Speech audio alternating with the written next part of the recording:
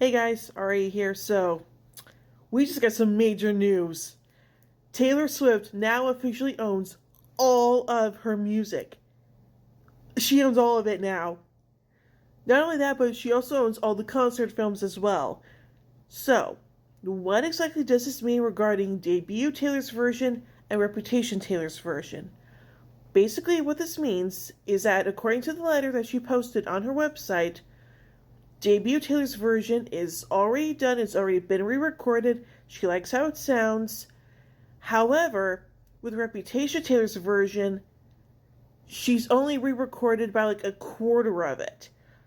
Which is why we've only heard like Delicate Taylor's version and Look What You Made Me Do Taylor's version.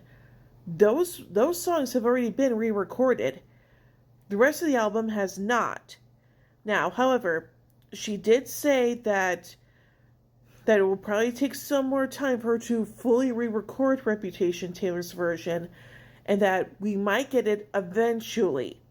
So, I think that this means that probably more than likely, instead of getting the final two re-records this year, I think more than likely we're going to get her brand new album this year, and then next year we can get debut Taylor's version and then Reputation Taylor's version, which I think is a good thing because next year is going to be the 20th anniversary of her debut album. So that means that more than likely, what I think she's going to do is that she's going to file for an extension of the trademarks for debut and Reputation, for debut Taylor's version and Reputation Taylor's version. So that way she could probably have, so that way once TS12 is out, she will have more than enough time to fully re-record, to fully get Rep TV fully recorded and stuff like that. Now, the vault tracks are already done and stuff like that, I believe. We don't know exactly what they are, what those titles are yet, so there you go. So, I think that this means that we might get the final two re-records next year, and that TS12 might actually come out this year, which is a reverse of how things have been going with her re-recording process. Because if you remember, back in 2021, we had Fearless Taylor's version and then Red Taylor's version. And then 2022, we had Midnights. And then 2023, we had Speak Now Taylor's version and 1989 Taylor's version. And then last year, we had the Torture Poets department.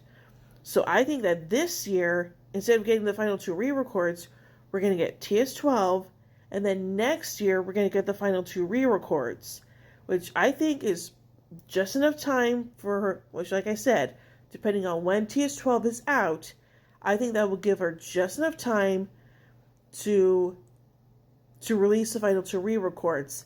And if, emphasis on the word if, she decides to go on tour next year or something like that, then she could do what she did during the Eras tour, was when she announced the final two re-records. Because remember, on the Eras tour, that's when she made the announcements about Speaking Out Taylor's version and 1989 Taylor's version. So I think that is more likely. So that's what I think is more likely going to happen. Now, also remember, she owns all the concert films as well.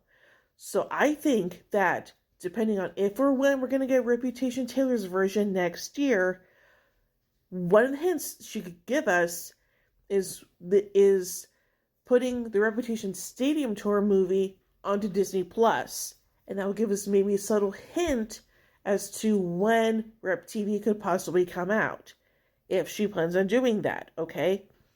Now, personally, I think it's a good idea for the concert films to be put on Disney Plus, because that's also the streaming home of the Eras Tour movie.